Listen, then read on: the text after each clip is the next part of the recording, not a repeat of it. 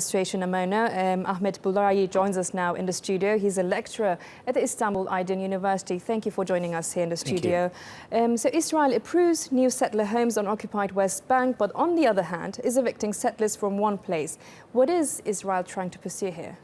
The policy of Israel is very clear. They're going to continue on the annexation of the West Bank. And this move in Amona is a symbolic move that will pave the road to them to continue on their process, to continue on the annexation. And this is going to encourage the lawmakers in the coming few weeks to legalize the whole annexation of the West Bank, as Naftali Bennett, the ultra-nationalist Minister of Education in Israel, he pledged publicly that thanks to Amona, that in the coming few months we will save all the illegal settlements in the West Bank, because we are going to pass a bill in the Knesset, in the Israeli parliament, to legalize the settlements in the West Bank. But why Amona? Does it have any significance? As I told you, it's a kind of, it's just simply a few dozen of caravans.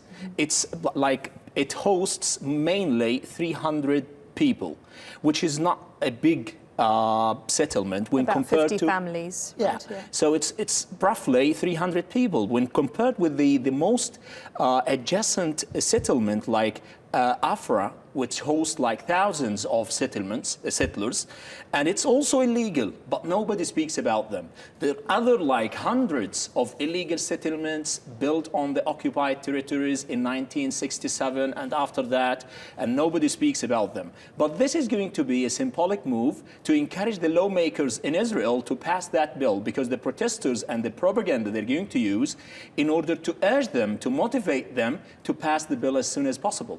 So the UN passed a resolution last month denouncing Israel's settlement activity on occupied land. Of course, it was under Obama administration, and during Paris summit, two-state solution was being discussed. But now, under Trump administration, will we see Israel having more confidence in making bolder moves? I believe so, because if you just consider the team of Trump, the coming team, first David Friedman and then Jared Kushner, his son-in-law, both of them are pro-Zionism, pro-Israel, and they publicly declared that they will support the settlers' right to annex more land in the West Bank.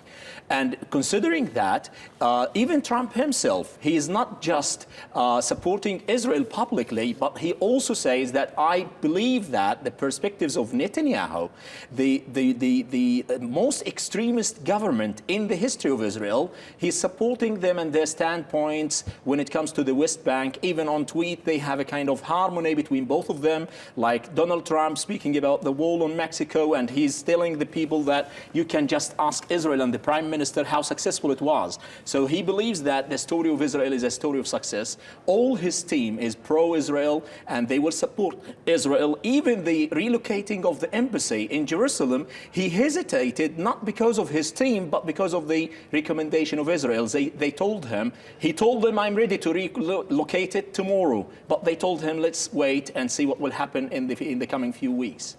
Thank you very much for joining us here in the studio, Ahmed al Burai. Thank you.